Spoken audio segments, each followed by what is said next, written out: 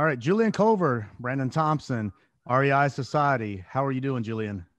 I'm doing great, Brandon. You doing all right? I'm doing good, man. Where do I see you at? Or what city of Atlanta? What city in Atlanta are you driving around in right now? I'm right off Metropolitan on. So I'm in the Deer Park right now. Adair Park. Okay. How's that neighborhood doing right now? It's doing pretty good, right? Yeah, it's turning. It's Yeah. turning pretty good. It's probably about 10% turn, so one in every 10 houses.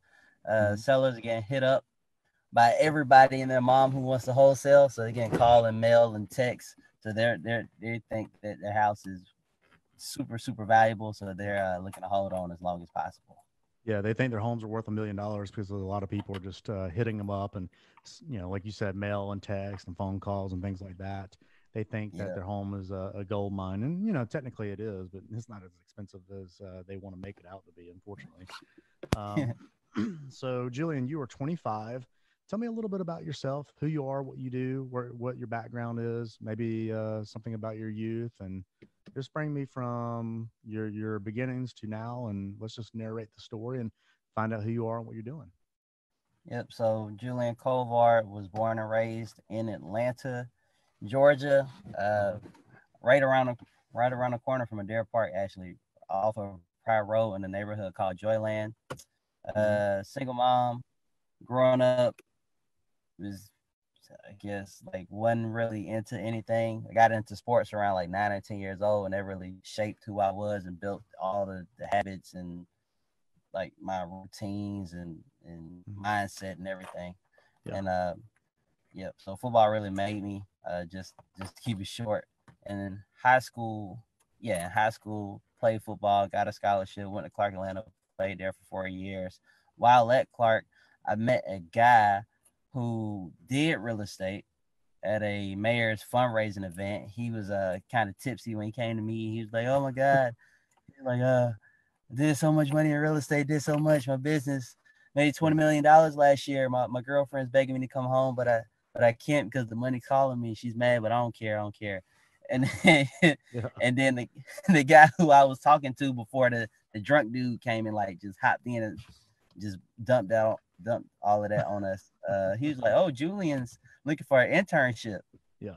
He's like, "Isn't that right, Julian?" I was like, "Yeah, sure." I was going into my sophomore year of school, Yeah. and from there, the guy was like, "Yeah, meet me in my office at this time tomorrow morning." And then I met him at his office, and I don't think he was. I think he was too drunk to like remember. So when I showed up, he was like, "What are you doing?" Oh no. Yeah, and I was like, "Yeah, you told me to come here." So that's how. And when I got into that office, there was a guy who owned a whole bunch of motels, a dude who was building townhomes and all this other stuff in like Florida. He had sold off a whole bunch of apartment units to a hedge fund in New York or something crazy. And then there was a guy who was flipping houses, and then there was the accountant who flipped houses and did all the accounting for everybody that worked in the office. And while I was in the office, I was like just shadowing them basically, learning from experience, managing some of their Airbnbs. And then I asked one of the guys, like, what can I do to get in real estate as fast as possible? He was like, wholesale. This is back in 2016, so everybody wasn't on it like they are now. I was like, what is that? So he said, Google it. And then Googling led me to Bigger Pockets and just went down that rabbit hole of reading every article they put out and listening to every podcast. So eventually started I started wholesaling or trying to wholesale Mhm. when I was in school my junior year while trying to play football. So like printing out letters, mailing them, didn't know how to find people's number like it's so easy to do now. And got a few hitbacks from the mailers, but I really didn't know what to say. So I was like, okay, I need to figure out another way to do this. So I heard somebody say the best way to learn something is just go work for somebody for free. So fortunately for me, I met this guy named John White, who's a financial advisor, like the biggest people like David Osborne, Mark Spain, those type folks. And then he introduced me to a guy named Tim Rowe who started this thing called One Life Fully Live. They had a Yep. conference in Philadelphia, flew up there, met a guy named Austin Stack who was wholesaling in Atlanta, and I was like, yeah, I'm trying to get into wholesaling for Atlanta, blah blah blah. He's like, oh, okay, yeah, just just like let me know, hit me up in Atlanta. We can really talk. I don't think he took me too seriously. Found him on Facebook, kept hitting him up, was really persistent. I asked him for some advice. He'd tell me what to do. I'll go back and do it and tell him how it went. And I guess that kind of built like trust with him. Mm-hmm. He was like, hey, this guy is not a piece of crap and he's not lazy. He actually does what I tell him to do. I'm gonna let him come on with us. So like he like reached out to me. He was like, yeah, you wanna work with us? And I was like, sure. So started cold calling for them, and then in the midst of cold calling for them, this was like towards the end of football season, my senior year. In the midst of like cold calling for them, I was also studying to get my real estate license. Took the test like 5 times. Was it a little tough on you?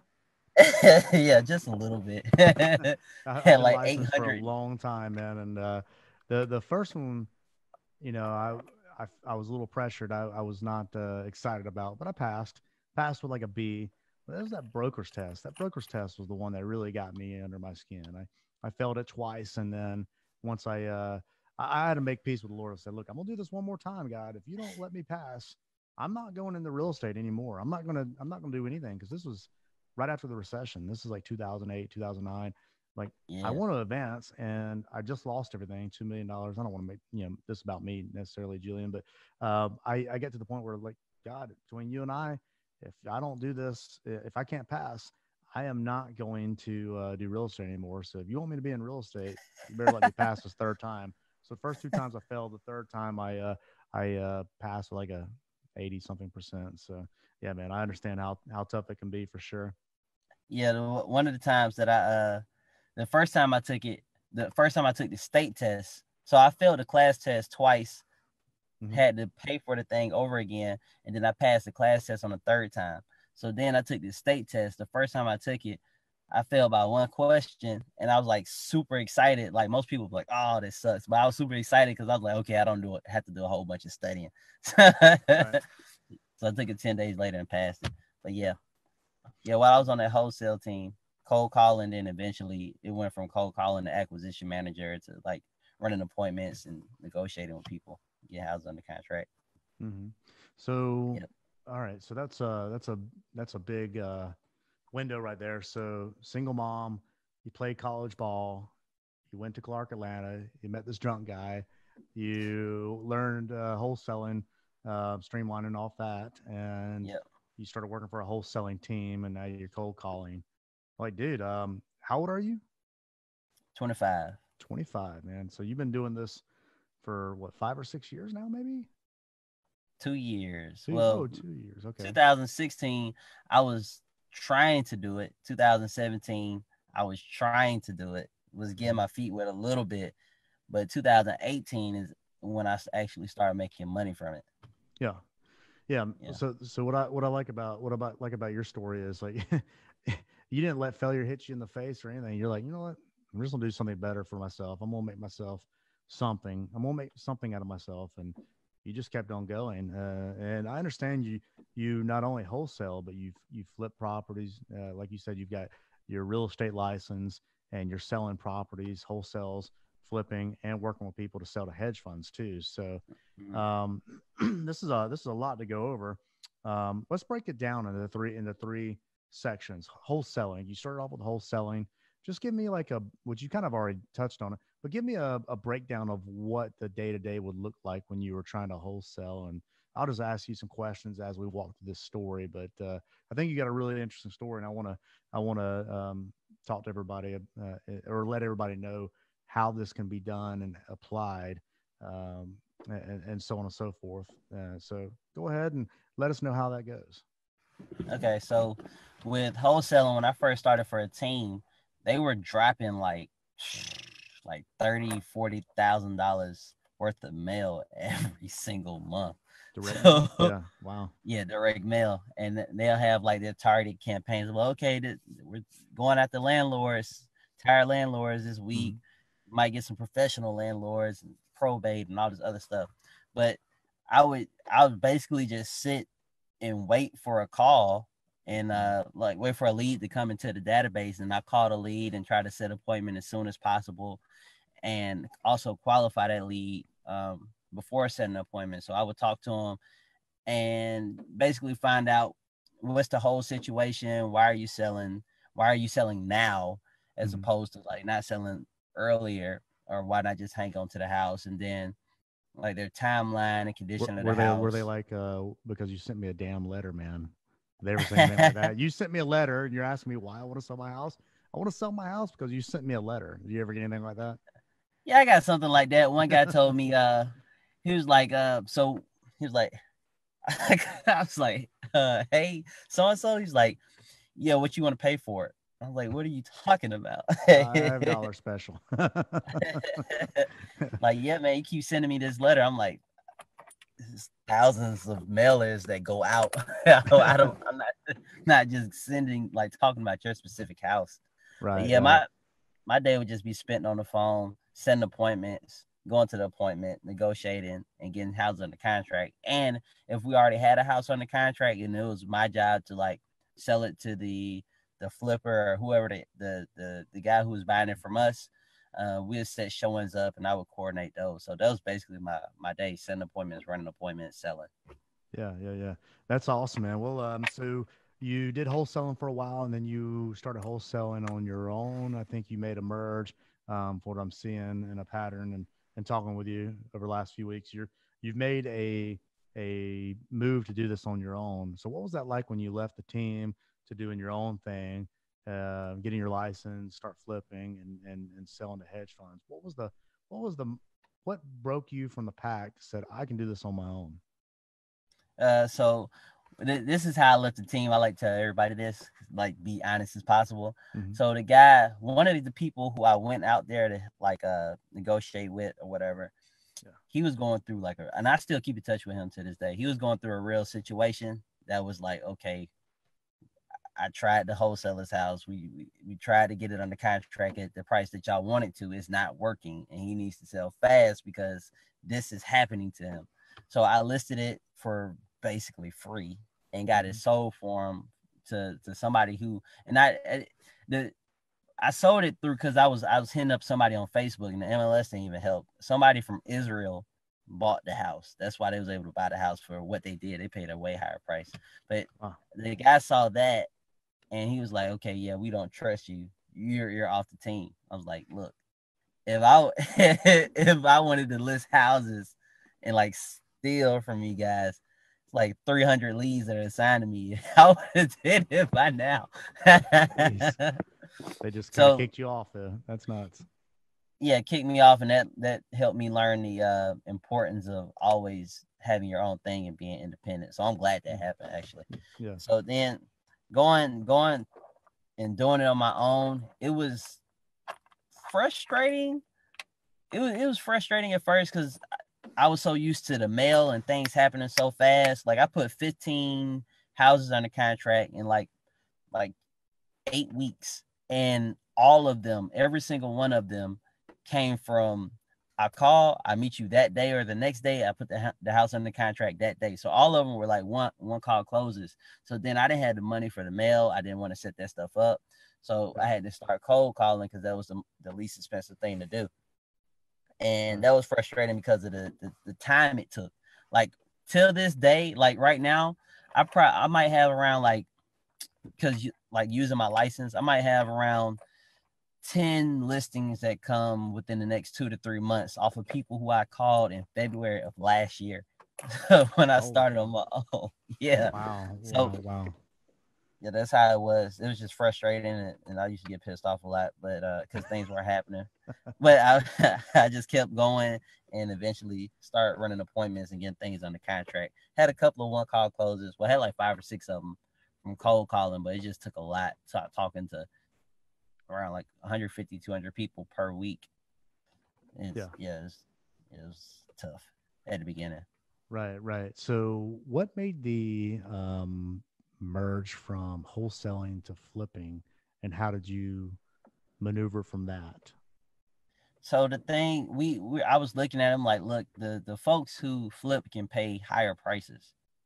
So it would make sense to flip. And so I was looking at it like this. So with wholesaling and flipping, right, per deal, when you look at per deal, the flipper almost always makes way more money than the wholesaler per deal.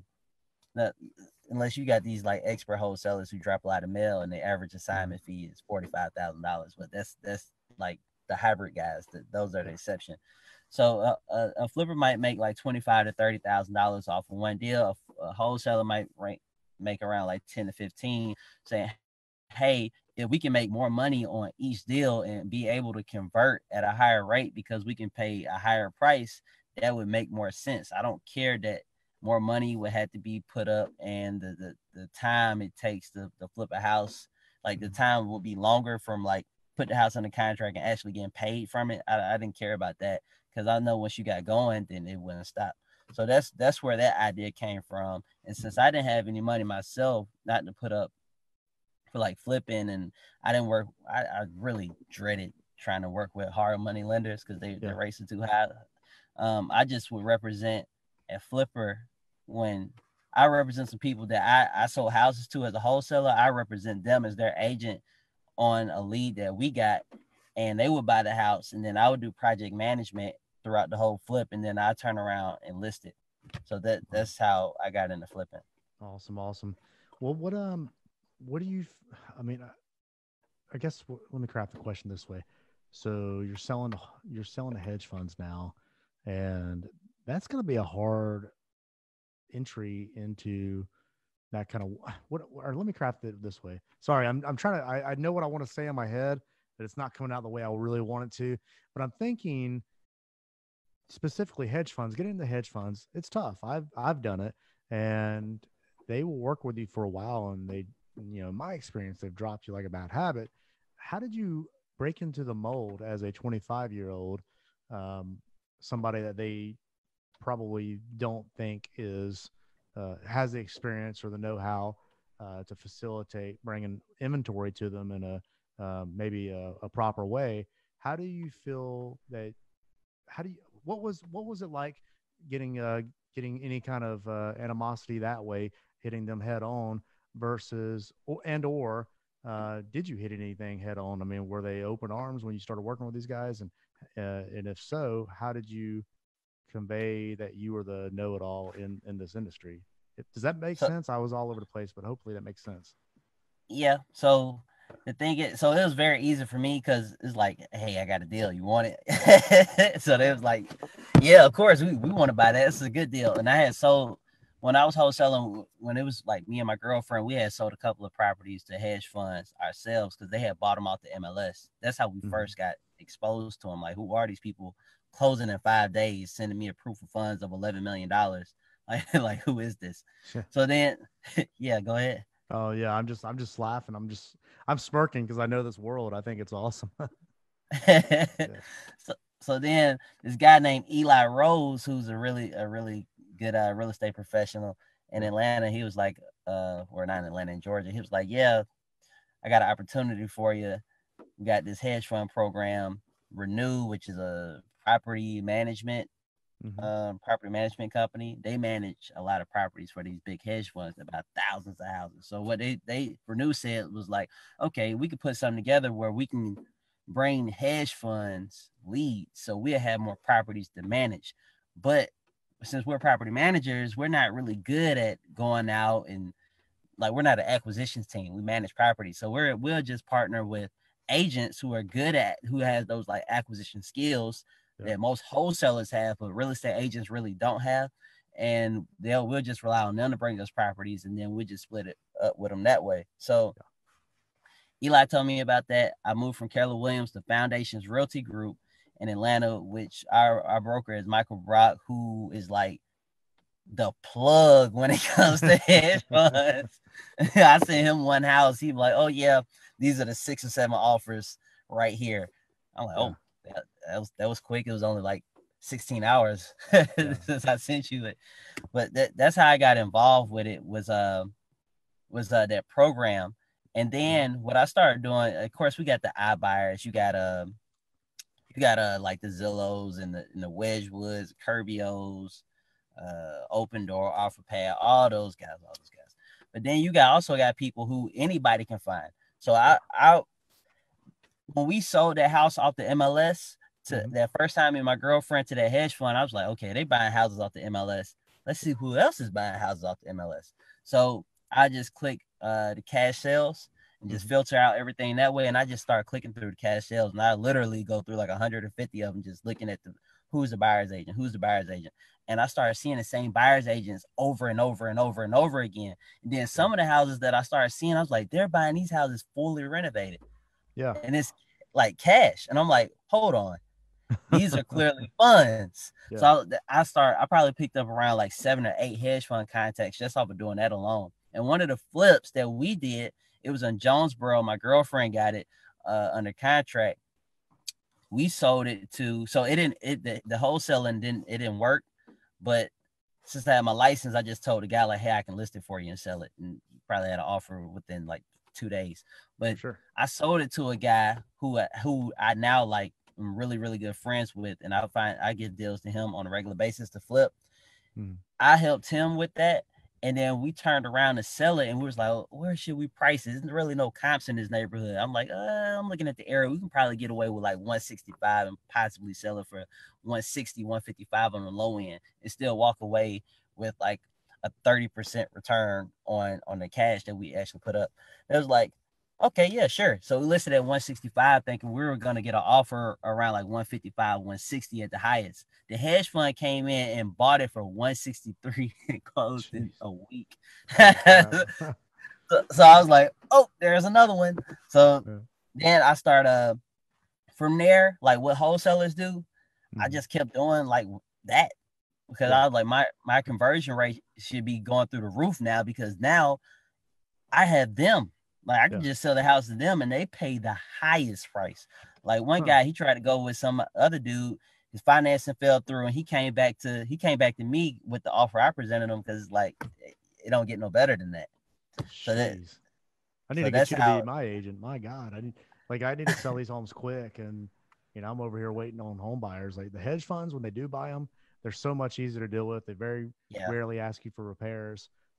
You're closing them in a couple weeks, and I miss that business. I actually did have, I don't know which one it was, but I actually did have a hedge fund buy my property in Douglasville, right outside of Atlanta, recently, and that was great. A quick $25,000.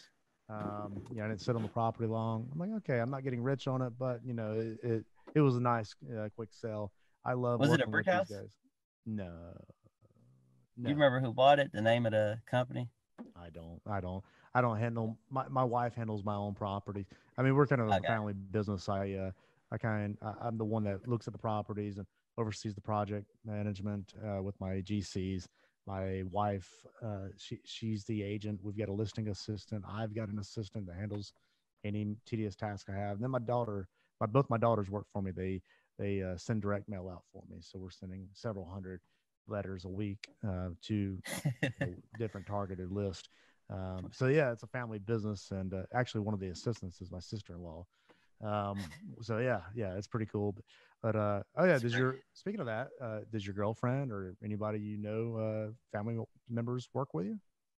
Yeah, so my mom, this had nothing to do with me getting my license, but ironically, my mom was an agent growing up.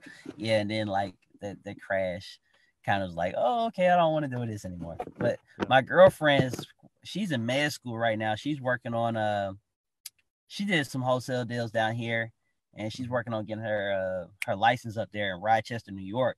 But we are like, I'm a real estate like junkie, so all that I listen to is real estate stuff and articles. And I sent her an article on seller financing by this guy named Chad Carson. Right. And she read that, and she actually bought a house during her first year of med school, which is supposed to be the hardest. She bought a house in New Orleans on seller financing terms, and she's asking me for advice the whole time. So I'm like, yeah, dude, this term. Don't mention anything about that. And she actually bought the house for free. She didn't put a down payment on it. Bought it for $34,000. As it is right now, you can probably rent for $950. She just paid closing costs, and her payments to the seller, or now the quote unquote bank, don't start until like April or May. That's the terms of the loan. Holy cow. That's nuts, man. I mean, my gosh, yeah, what a wonderful time it is to be in real estate. I mean, a lot of people think, the market's balled up.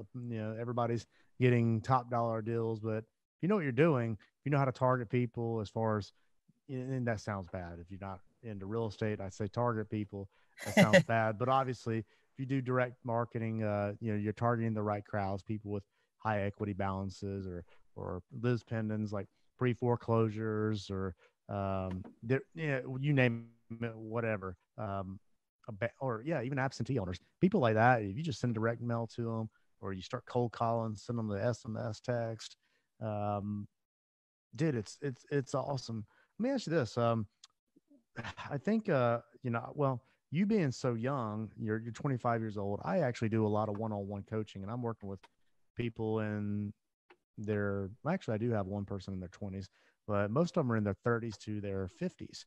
What would be the number one thing that you feel like a newbie can do to accelerate their progress right now? Network. Yeah, yeah, Network. Go on Facebook and go to the investor market, not like the investor like Facebooks, and just like ask around and see who's actually doing this. Like a lot of people say they're doing this, but they're really not.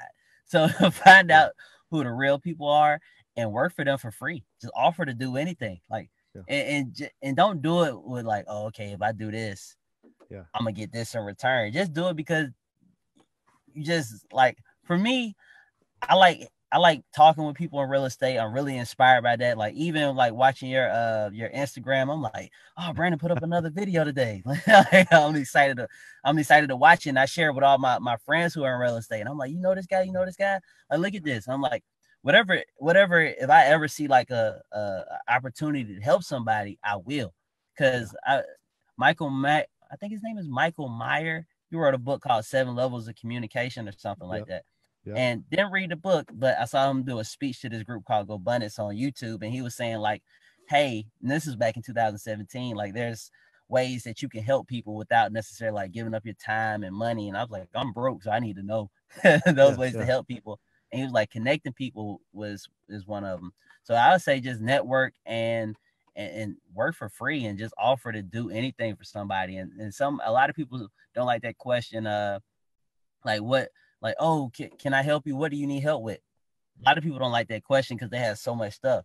But I say get more specific on it and like, what is something that you do on a regular basis that you wish you didn't have to do? And I'll do that. Something like a more specific question like that. sure, sure. So Well, let me ask you this: what does it take to get someone to sell their home to you? I mean, like who's the perfect candidate, and what are you looking for in buying a home? yeah, so I have a lot of people be everybody's like it's a huge misconception. Like, how do I get them to sell their home? How do I get them to sell their home? Like, people don't sell their houses because you sway them. Like, unless Yeah, they're like a billionaire and it's like nothing is nothing to them. Like, that's a big financial decision. I hmm, don't know, unless you know like hypnosis or something. Probably Tony Robbins can do it, but the yeah, average person couldn't do it. And people sell their houses because an event happens in their life.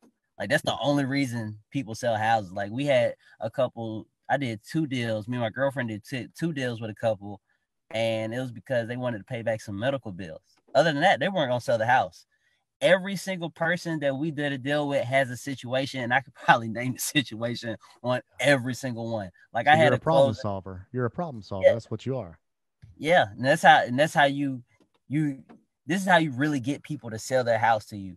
Hmm. You talk to them and you follow up with them consistently, and you just be interested in them. Show them like, hey, I'm here to answer any questions that you have, or I can put you in contact with any guys who do renovations. But that's really how you do it. And sometimes I go get face to face with people knowing that they're not looking to make a decision right now, but I know that a face to face interaction makes it real. I'm not like everybody else calling them, texting them, sending them mail. They have met me and spent probably about 30, 45 minutes with me, and they told me their story and I told them my story. So that's how you actually get people to sell their house to you. Because when that Yeah, life events happens, they want to sell. If they could, they would sell it to their own family. But some of them can't do that. So they're going to go with the next best thing, the people who they're most comfortable with and the people they trust the most. And if you're getting face to face with them and constantly talking with them, then yeah. It's yeah. one guy I've been following up here with him for like a year. I haven't met him yet. His name is Thomas. He's like, every time I call him, he has my number. He like knows it. He's like, hey Julian, nothing going on today, but let me tell you what I read about in the newspaper. And I just like Dude, He that's wants me to cool. list his renovation probably in like the next 2 weeks. This cool guy. Yeah. Well, so you think networking is part of the reason why you convert as many sales as you do, in networking and listening to people? Yeah, I would say so. I'd say the number one reason is because I actually took the time out to like learn a lot through like YouTube and reading articles and paying. I paid for one coach. Those were for self owners, but it still helps because he taught me about the face to face thing. So like once you look at enough YouTube videos, you start figuring out the conversations and the dialogues you should be having with sellers about subject to Hmm. seller financing. And I have a license, so listing their property. I have hedge funds that can make offers, wholesaling. You can represent somebody who wants to buy the house. So like once you can do all of those things, it's like we're gonna work something out. If you Yeah. can't work something out with me, then you just not gonna do anything with the house. Yeah. Because like I can Exactly. do everything. Yeah. Heck And I yeah. just yeah. Dude, so what excites me is, um, well, I don't know actually. Did you have a father figure growing up? I know you said you had a single mom. Did you have a father figure growing up? Not really. Yeah. My grandpa here and there, he was like in and out because of drugs. And then I had my coaches in high school. I had my Hmm. football coaches and my teachers. So those are like my father figures mostly. Yeah. Okay. So do you feel like possibly having an absentee father is what is driving you to succeed because you feel like this is a deep question. This is what I do. This is before I made the switch over from Rise Above the Ashes to REI Society is all about why people get to the level that they're at because they don't give up, and a lot of it stems off of stuff from their youth. So do you feel like you're as successful as you are because you didn't have a father figure and you got to prove something to the world, or at least to you, maybe not to the world or your mom or anybody, but at least to you, like, hey, you know what, I'm good enough, damn it, I can do this? Is that something you feel inside you, like some natural like inclination to take over? When I was younger, that was definitely what I was thinking about. Like when I was playing football, I was like, I always used to be like, I'm the reason no one can make excuse. I don't have no dad. I don't have this and that and that, and I'm just gonna bust my butt. And if I can do it, anybody can do it. And that was like my Yeah. mindset. But then once I start, and I'm like highly competitive. Oh my Hmm. god, like Yeah. I love Mark Spain because they said, why do you do it, Mark? Why do you do it? And everybody has this like quote unquote deep why. And Mark says, I just want to beat you. I'm like, yes. Yeah, I've never Like, talked to yeah, him. He seems like a really cool guy, though. Yeah. he is. And that's one of the things that's just driving me competitiveness. But with going back to the dad thing, I think like not having someone there or like just to talk to and like confide in sometimes, I think that it is a piece of like what drives me because at this point it's like once you make enough money to really just do what you want to do and you need something else, so you're gonna get complacent. And the whole thing that's driving me is every kid that went to my high school or is at my old high school right now coming up through that football program because they go through the most. They might be at home and no utilities. Golly, no utilities. They don't have no food. The only time they eat is at school, and you will never know because they never say anything. I'm Yeah. like, I want to be able to put them in a position where they can come out because they're not going. A lot of them not going to college, and Yeah. some of them I don't want to go to college because of the debt, and cause then you get out and you have no skills because really a degree. You go to college and really don't teach you something, anything. And this is coming from somebody who was there for 4 years and then was like, okay, I dropped out. Yeah. And I just want to be able to put them in a position to make money immediately. I want Yeah. to put them in a position to like learn about personal development and get into like reading books and stuff like that. And that's the main thing that's driving me is them. Good. That's awesome, man. Well, you look like you got a pretty healthy work life balance. I mean, you're fit as all can be out. I guess that stems from you being an athlete in college, but uh, going through your Instagram pictures, like you're working out all the time. I mean, if you're doing real estate like you're doing, how do you have time to work out as much as you do? Like, dude, that's freaking badass. Like, I guess I've done it. About 4 years ago, I was really fit. I had a small back injury. I had a pretty big back injury. I got flipped upside down in a car 14 years Oh, ago, and when you got flipped upside down, landed after flipping 3 times. and my wife and kid was in there. And 10 years later, I started feeling something in my lower back, and that was like 4 years ago. So I got to the best fitness of my life back in 2016. 5'8" frame, 155 pounds, just muscular. Probably not as muscular as you are now, but it got me to the point where, I can't work out like that. So how do you work out hard with the schedule you have? I'm gonna make this a two-part question because it'll give you a little more context. Like now, after I'm not giving myself the time to work out, I've personally got to the point where I'm like, I'm not really motivated to work out anymore. I know it's important, but it's because I'm busy. I don't know if I want to do it anymore. So I let days go by, and then I'm like, oh crap, I got to really get back into this because I long for those days where I was really, really fit again. So, somebody that's got maybe an injury, I'm sure you probably know that was somebody in, in sports, but and then B, like, how does a business person that stays busy, that is consumed by the passion of our, let's say, skill set or art, real estate, how do you have the time to do that? So I'm just kind of curious to hear from you. So these are the different things I try to look at every aspect of people's lives when I interview them, and I've done a lot of research on you. I'm like, oh shoot, this guy's freaking buff as heck. So tell me more. So I'm not really that big. It's just in the pictures I don't stand next to anybody. So Okay. yeah, I just That's the got a key. yeah. My body fat percentage is just really really low. But Yeah. on the first part, like somebody with an injury is like still go to that guy. What's that guy's name? He has no legs and no arms. Nick Sense something. Yeah, I know who you're talking about. I can't Yeah, think of his he's name, but snowboarding, yeah. body builds like God. Like so, hey, if he does that, there's no excuse for anybody. No excuses. Extreme ownership of your situation, like Jocko Willink says. Yeah, Jocko Willing. That's fair. That's fair. Well, I mean, So what do you work out about 30 minutes to an hour a day, or how often do you work out? so I work out probably around.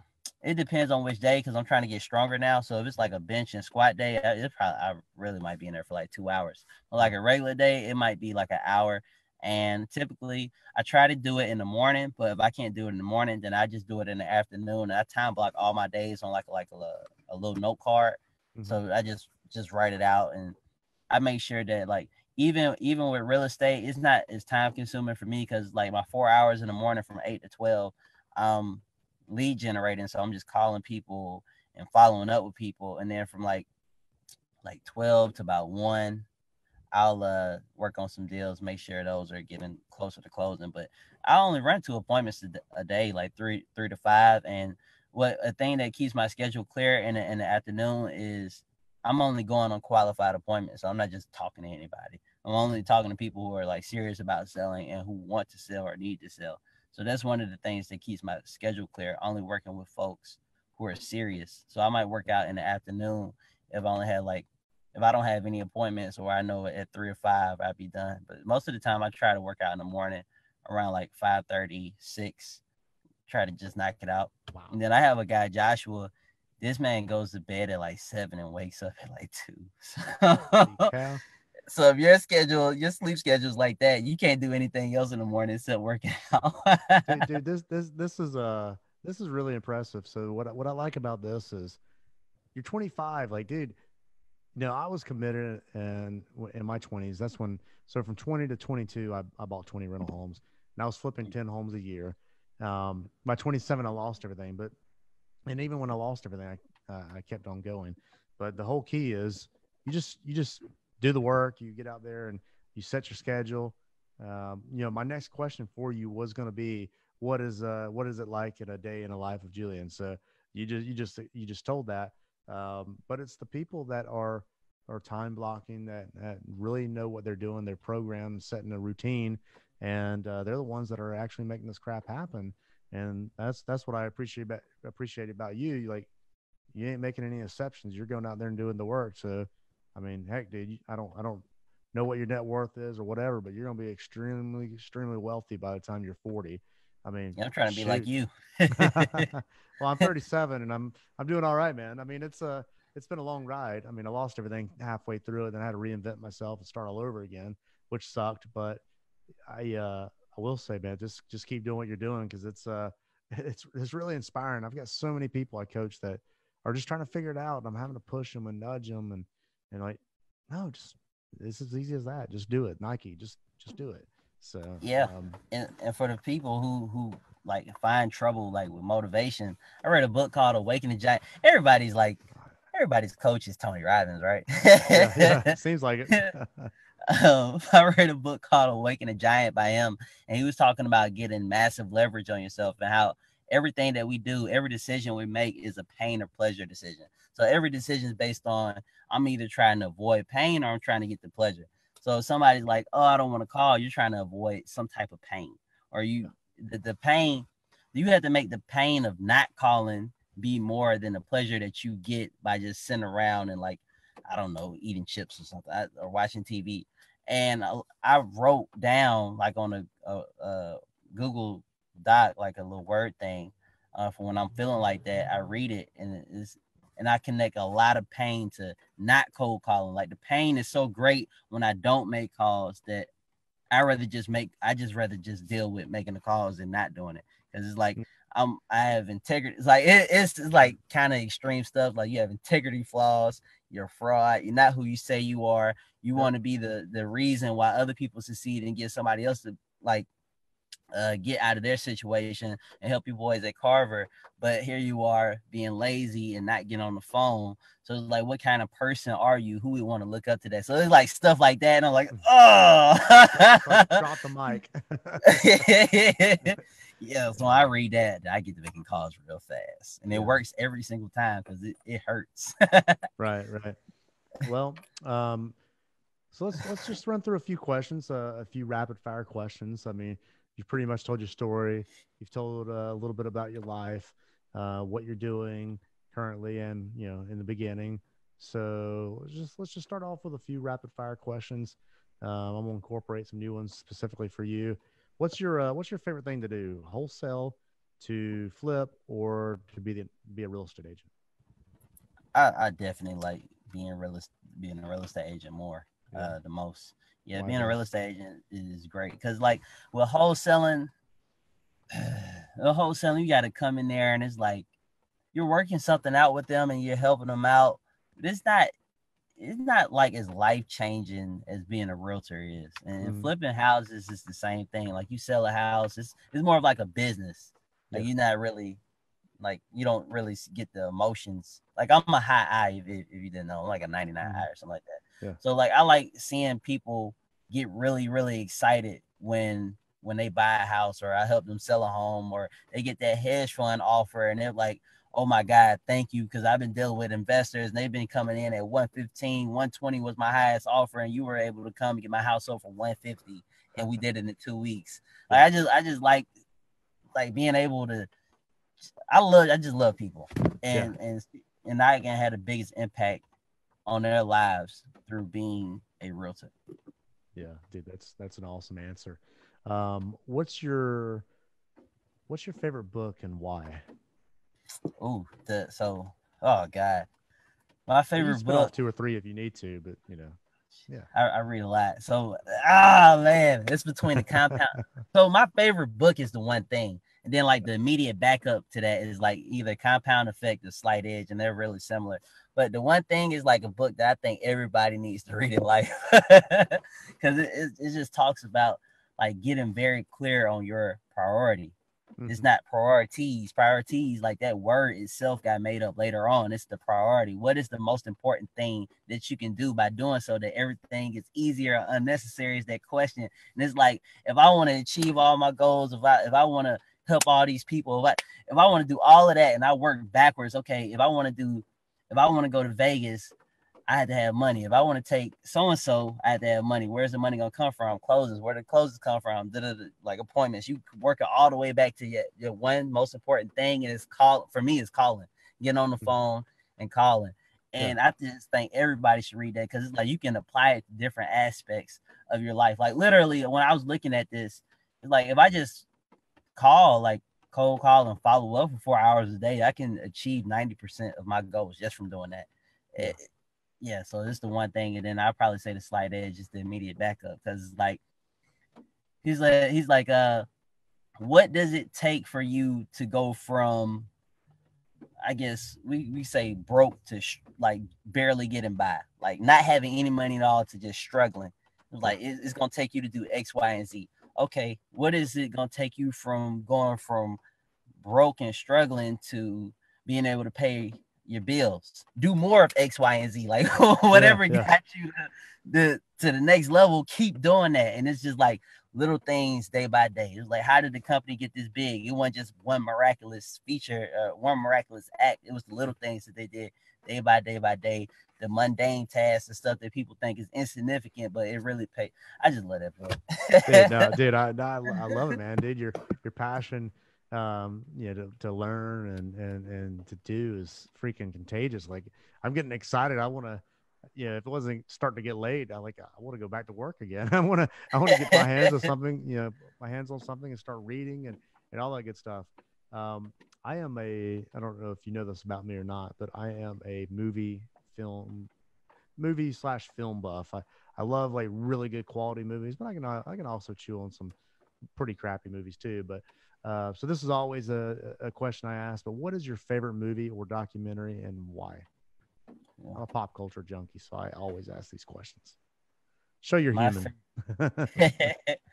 My favorite movie is probably and I was trying to think about this too before we got on here. Yeah. Oh man, this is probably something with what's the movie with Kevin Hart?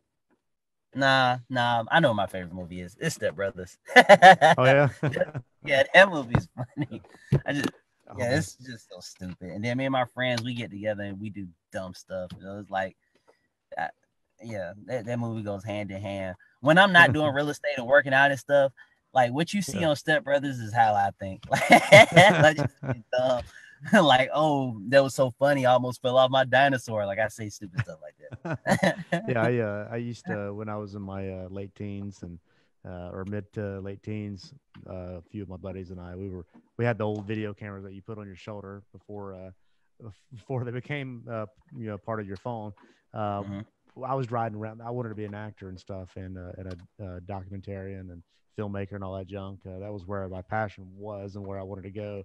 And we would go do the kind of jackass stunts, kind of like that show Jackass. We would go out into the public. So there's one time I planted my cousin in the bushes with the camera across the street, and then I had a driver driving I had a little 1996 Dodge blue neon, a Dodge Neon, and we had planted me in the trunk of a car with just my boxers on. We tied my hands up and stuffed a sock in my mouth. Oh man, this is great. So the plan was to go into the gas station, busy gas station, which we did. The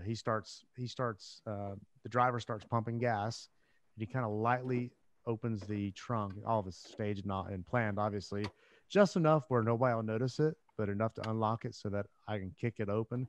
So I kick it open, and I jump out, and then I do the, just in nothing but underwear, and I'm looking both ways, and I start running around in circles, screaming and all that with a sock in my mouth, and I just start waddling down the road, down the highway. All of a sudden, everybody's coming out of the gas station and looking, seeing what's going on. Of course, the driver jumps in the car and hauls butt and drives down the street like he did something wrong. And we're freaking people out, and the camera guys right across the street filming all this, and 3 or 4 people, getting on their cell phones, which was, relatively new at that point in the late 90s and whatnot. But dude, it was so funny, man. Like, I've got several stunts like that caught on video camera, on VHS. I got to convert them to digital. Maybe that'll make it on my Instagram or my TikTok one day. I don't know, but that's, you just reminded me of that. I'm having flashbacks about my youth now. That's perfect. If you're still down to do that, let me know. I used to go up into the mall. Let me finish this story for you. I used to go up in the local mall, and I would do like the dead guy. So I just walk in a busy mall where people walk around me, and I just lay down. I just go face first. I'm laying down dead, and then we would go up into like busy stores and things like that, and go into the parking lots and do that. And we had a swarm of people one time go around me, and it's so funny.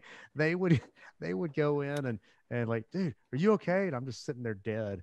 They start calling the cops, calling 911, and I'm still sitting there. I'm waiting, and I've got somebody playing a video in this from far away. And dude, all of a sudden, as soon as I heard that the cops were on their way and the ambulance, I'm like, I walk up, start walking on, and don't even look at them. And everybody's like, "Is he okay? Is he okay?" So yeah, man. Anytime you're down to do some crazy stunts, I'm all about it. That's my pastime that I'll never get to do anymore. I'm so down to do that. My friends, I got stuff on my I got stuff on my Instagram. You probably gotta go down to the bottom to see it. But like I'll go up to the cash register and I'll be filming myself from the bottom with my phone. I'm like she be like, "Oh, your total is 873." I'm like, I don't know if you noticed or heard, but it's people around the store talking about you got a thing for guys that pay 873. Oh, Yeah, and I do oh, stuff like that. And they'll start laughing. But yeah. Have you heard of David Dobrik on YouTube? no, no. What you just talked about, he does pranks like that, and he probably has around like 15, 16 million subscribers. Like I'm totally down to do that. Oh, that's awesome. Yeah, man. Well, I think you'll make more money in the long run with real estate. You're doing awesome. I guess let's see. Any last parting questions that I have for you? What do you feel like? Well, we've already asked that. I was about to say, what do you feel like something a newbie? Let's ask it again. You come up with another answer. What's something that a newbie that wants to just start out in wholesaling? What's the number one thing they can do outside of networking? Go to YouTube. Everything's on there nowadays. Go to Brent Daniels TTP and watch every single video that he has. Mm-hmm. Yeah, because Awesome. I learned a lot from that video. I've implemented a lot of the stuff he puts on YouTube, and I can't believe he's giving that stuff away for free. But it has made a significant difference in what I do personally. Yeah. Awesome. Well, so let's just wrap up with this. If you got anything you want to promote or anything you want to pitch, feel free. And or if not, just tell us where people can find you on the social internet and webs and all that junk. You can tell I'm 37, obviously, but yeah, just tell me where people can find you. Yep. So don't have anything to pitch, but Yeah. you can reach out to me at Julian Covard on every social media platform. JulianColvard. Yeah. Yep. Awesome, man. Well, dude, it's been a pleasure having you here. I thank you for coming on and spending your time with us. It's been great. Can't wait to have you on the podcast. I think it'll be on in about 2 or 3 weeks. I let my podcast recordings go low. I didn't realize that the editing company's like, "Hey, send me some podcasts." I'm like, "Oh, we're out of podcasts." So I'm gonna be recording all week to fill the kitty up. But yeah, you'll be on quicker than most people are. So sounds great. Okay. And all right, well, take care, man. Thank you so much. It's been awesome. Yep. No problem. Thanks, Brandon.